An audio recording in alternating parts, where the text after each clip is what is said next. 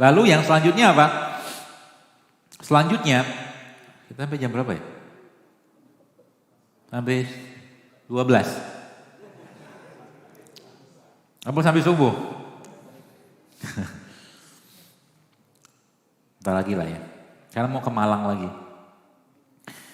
Kemudian selanjutnya teman sekalian, ada lagi yang perlu Anda pahami. Kita itu karena manusia, kita ini makhluk hidup. Maka hidupnya kita itu harus mengkonsumsi yang hidup-hidup juga. Yang hidup itu dari mana? Ini. Wortel gini kan. Ini hidup gak? Hidup dia. Ya. Kapan waktu makan wortel yang paling baik atau makanan kayak gini yang paling baik? Saat baru dipetik. Petik, makan. Petik, makan. Jadi makanan yang dipanaskan berulang-ulang sebenarnya udah gak sehat. Gak sehat ya. Kepala, kelapa aja, udah malam. Ini kan berharga banget. Itu kadang-kadang saya mentadaburi ini, saya bilang Masya Allah, Allah tuh maha baik gitu ya. Ini kan kelapa ini kan steril loh. Air dengan tingkat tonisitas yang sama kayak cairan kita. Kayak Anda minum cairan isotonik gitu, ini kelapa nih. Allah melindungi dia karena apa? Dia asam. Asam itu dia nggak boleh kena udara. Maka Allah lindungi dengan pembungkus yang sangat kuat.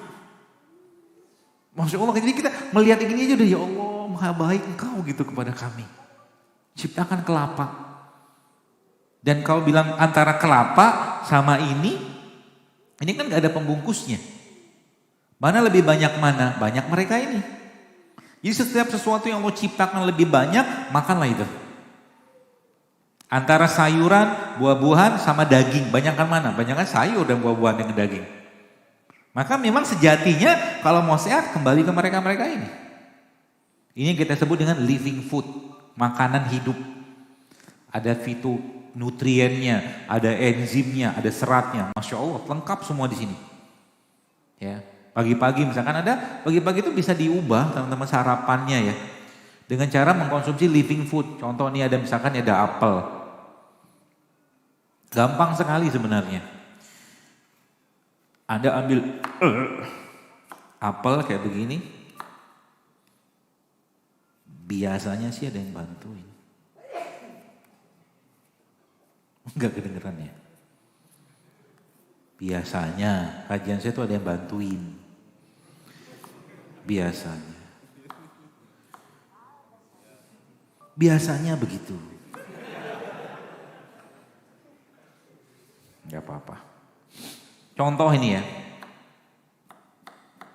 Anggaplah mana tadi? Apa tadi? Mangkoknya tadi mana?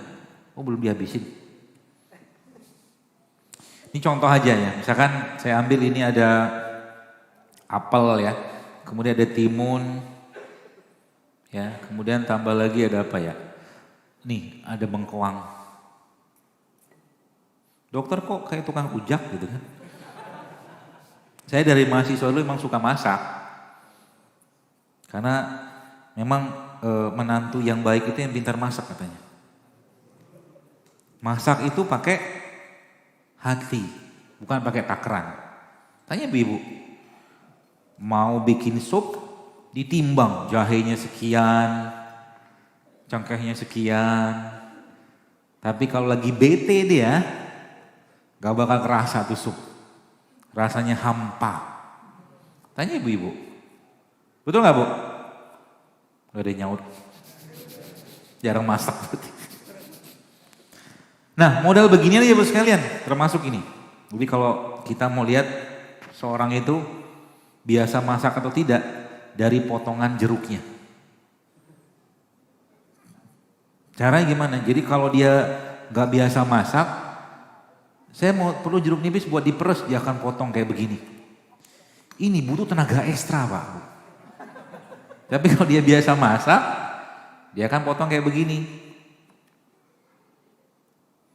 Jeruknya ini. Nah, motongnya kayak begini. Kayak abang soto itu loh. Lalu ini kayak begini kan, simpel kayak begini, kasih. Terus kasih apa? Kasih madu.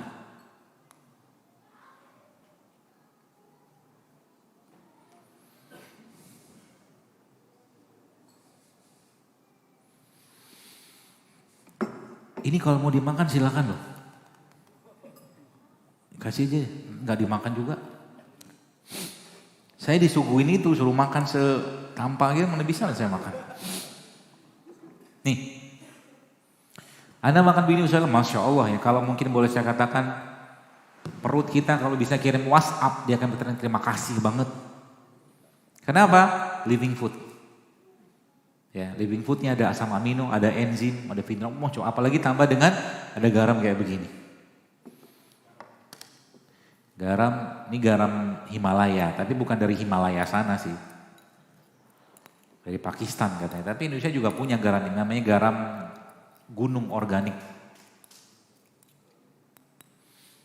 Ini jauh lebih sehat kalau boleh saya katakan daripada gorengan yang kita makan.